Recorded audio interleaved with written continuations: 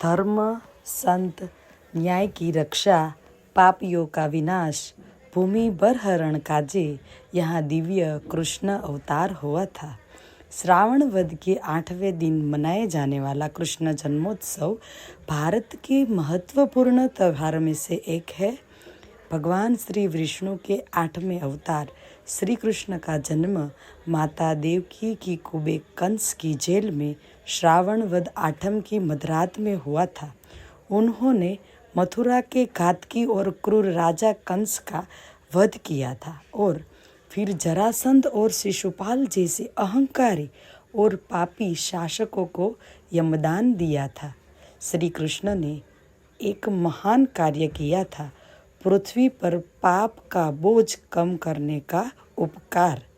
भगवान श्री कृष्ण का स्थान उनके भक्तों और संतों के दिलों तक ही सीमित नहीं है। उनकी प्रतिभा ने भारत और दुनिया में लाखों लोगों को बेहद प्रभावित किया है। साहित्य, कला, नृत्य, नाटक, मूर्तिकला ऐसा कोई क्षेत्र नहीं है जिसमें श्री कृष्ण की जीवन गाथा न गुथी हुई हो। महर्षि वेद व्यास ने भारत के 2 महान ग्रंथों श्रीमद् भागवत और महाभारत में भगवान कृष्ण के जन्म के बारे में लिखा है। देहोत्सर्ग तक की अनेक दिव्य घटनाओं एवं लीलाओं का वर्णन किया गया है।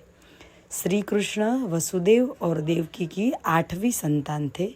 बचपन में उन्हें अपने जन्मदाता माता पिता का प्यार नहीं मिला, लेकिन नंद यशोदा जैसे उनके पालक माता पिता ने उन पर जो प्यार बरसाया वह इस दुनिया में ही नहीं, भगवान कृष्ण ने कम उम्र में ही कंस द्वारा भेजे गए कई राक्षसों को मारकर और अंत में कंस को भी मारकर अपना अवतार पूरा किया।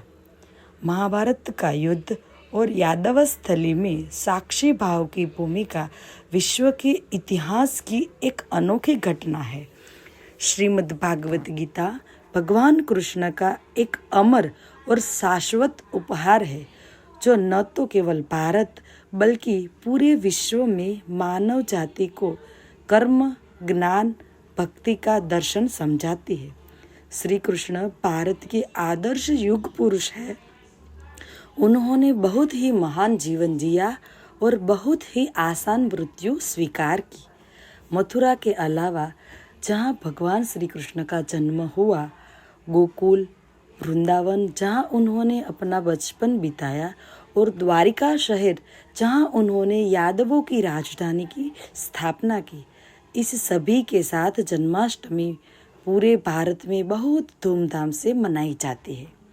श्री कृष्ण और नृत्य और गीत के देवता के रूप में भी जाना जाता है, क्योंकि वे वाद्य संगीत, बंसरी और नृत्य रासलीला के स्वामी थे। गुजरात की बात करें तो यहाँ श्री कृष्ण भक्त वैष्णव इस दिन व्रत रखते हैं, भजन कीर्तन करते हैं। पूरे दिन कृष्ण मंदिरों में भगवान कृष्ण के जन्म की पूर्व तैयारियां चलती रहती है और रात को 12 बजे हजारों भक्तों की मौजूदगी में घंटियां बजाकर भगवान श्री कृष्ण के जन्मोत्सव मनाया जाता है। नंद घेरे आनंद भयो, जय कन्हैया लाल की गगन भेदी नारे के साथ पूरा वातावरण गूंज उठता है। अब द्वारका, मथुरा आदि के श्री कृष्ण मंदिरों के इस जन्मोत्सव का टेलीविजन पर सीधा प्रसारण किया जाता है। उत्तर प्रदेश में सजे धजे बच्चे रासलीला खेलते हैं। महाराष्ट्र और अन्य जगहों पर मनाए जाने वाले दही दंडी के अवसर पर मधुमक्खी के बर्तनों को रस्सियाँ से लटकाया जाता है और युवा जो भगवान श्री कृष्ण के मित्र है, जिन्होंने गोविंदा के नाम से जाना जाता है, इस मधुमक्खियों के बर्तनों को मानव पिरामिड बनाकर तोड़कर त्योहार का आनंद लेते हैं।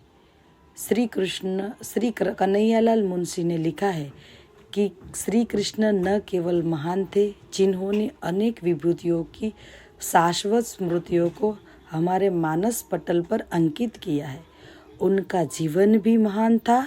उनका बहु प्रतिभाशाली व्यक्तित्व सामंजस्यपूर्ण और सुंदर था। भले ही हजारों वर्ष गुजरे चुके हैं, भक्ति के दर्शन को समझाने वाली श्रीमद् भागवत गीता भारत के आदर्श युग पुरुष श्री कृष्ण का अमर और शाश्वत जीवन है, जिन्होंने बहुत ही महान जीवन जिया और आसान मृत्यु स्वीकार की। मानव हृदय में उनका जो स्थान है वह आज भी किसी और ने हासिल नहीं किया है। भारत में किसी भी माँ के मन में अपने अनोखे और अद्भुत बच्चे के बारे में सोचते समय बाल गोपाल के अलावा और कौन सा शब्द आता है। श्री कृष्ण ने नाम के बिना और श्री कृष्ण की रास लीला के स्मरण के बिना गीत या नृत्य कहाँ है। श्री कृष्ण ने जो सत्य सिखाया और स्थापित किया वह पहले किसी गुरु ने नहीं सिखाया। श्री कृष्ण ने जिस रहस्य का उपदेश दिया उससे बढ़कर कोई रहस्य मानव जाति को पहले कभी नहीं बताया गया।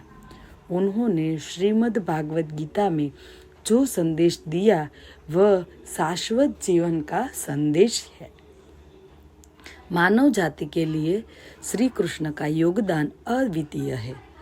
अन्याय को स्वीकार नहीं करना और अदम्य जुनून के साथ उत्पीड़नों से लड़ना, फिर भी शांति के समय में मानव विकास के लिए प्रयास करना, कुरुक्षेत्र के मैदान में उच्चारित श्रीमद् भागवत गीता सिर्फ एक धर्म या पंथ नहीं बल्कि मानवता की प्रवर्तक बन रही है।